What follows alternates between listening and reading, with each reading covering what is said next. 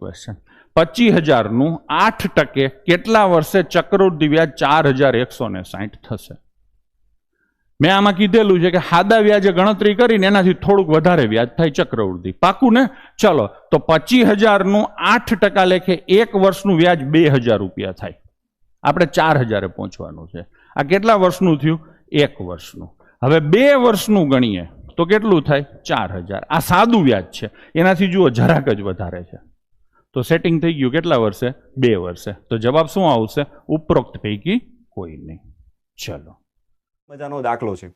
હવે આમ જો પ્રેક્ટિકલી તમે ગણવા જશો તો દાખલામાં તમે ખૂબ લાંબુ થઈ જશે.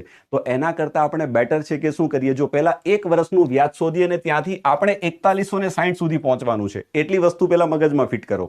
ચલો, પહેલા વર્ષનું વ્યાજ કેટલું હોય તો તમે જાણો છો કે 25,000 ના 8%, તો ટકા 2 મીંડા ખાઈ જાય.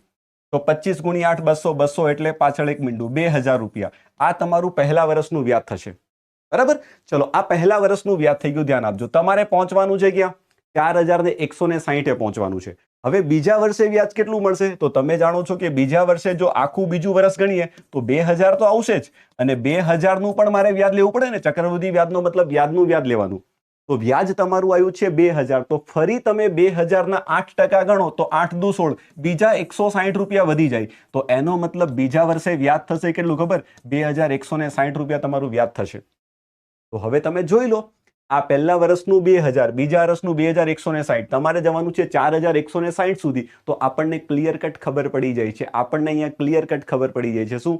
કે આ બંનેનો સરવાળો કરવાથી કેટલું થાય છે? આ પહેલા વર્ષનું 2,000, બીજા વર્ષનું 2,160, બંનેનો સરવાળો કરીએ તો 4,160 રૂપિયા આપણને મળે છે. તો અહીંયાથી મને ક્લિયર કટ ખબર પડે છે કે મારો જવાબ કેટલો આવશે? 2 વર્ષ આવશે. બરાબર? સો રાઈટ આન્સર શું બનશે? ઉપરોક્ત પૈકી એક પણ નહીં. ધ્યાન આપજો. બરાબર.